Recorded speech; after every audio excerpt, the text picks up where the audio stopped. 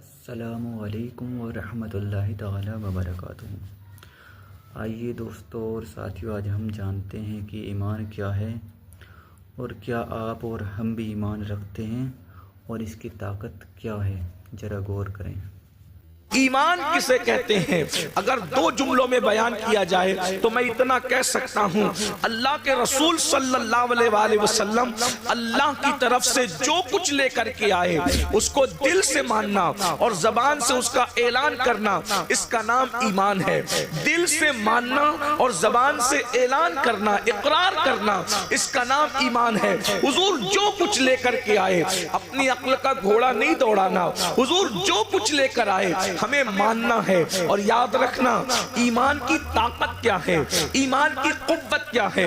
بڑی بڑی طاقتیں، ہتھیار کی طاقتیں جس کے سامنے سجدہ ریز ہے اسے ایمان کہتے ہیں۔ ایمان کتنا پاورفل ہے، ایمان کتنا عظیم ہے، یہ ایمان ہی ہے۔ جب ایمان کسی قوم کو نصیب ہو جاتا ہے تو عرب کے بوریا نشین کیسر و کسرا کے تاجدار بن جاتے ہیں۔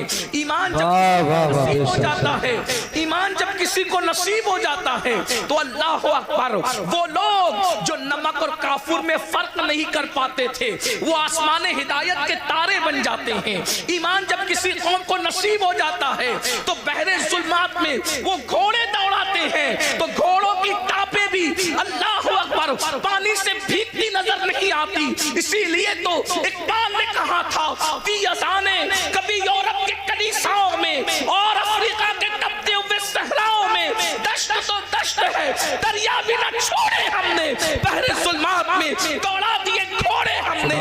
ایمان کیا ہے؟ اللہ اکبر، ایمان اتنی عظیم طاقت ہے کہ فرشتے بھی ایمان والوں کو رشک کی نگاہ سے دیکھتے ہیں۔ ایمان اتنی عظیم قوت ہے کہ اللہ اکبر، دیوان گانے عشق محمد کو دیکھ کر گھبرا گئی ہے گردش دورہ، کبھی کبھی گردن میں ہاتھ ڈالے ہیں ماہ و نجوم نے، گزرا ان حدوں سے مسلمان کبھی کبھی ایمان کامل نصیب ہو جاتا ہے تو فرشتے باز نیچے رہ جاتے ہیں، مومن کامل کا مرتبہ اس سے بلند ہو جاتا ہے۔ اللہ اکبر، ارے یہ ایمان ہی ہے۔ جب مومن اپنی قبر میں جاتا ہے تو نکیرین اس کی تعظیم کرتے نظر آتے ہیں۔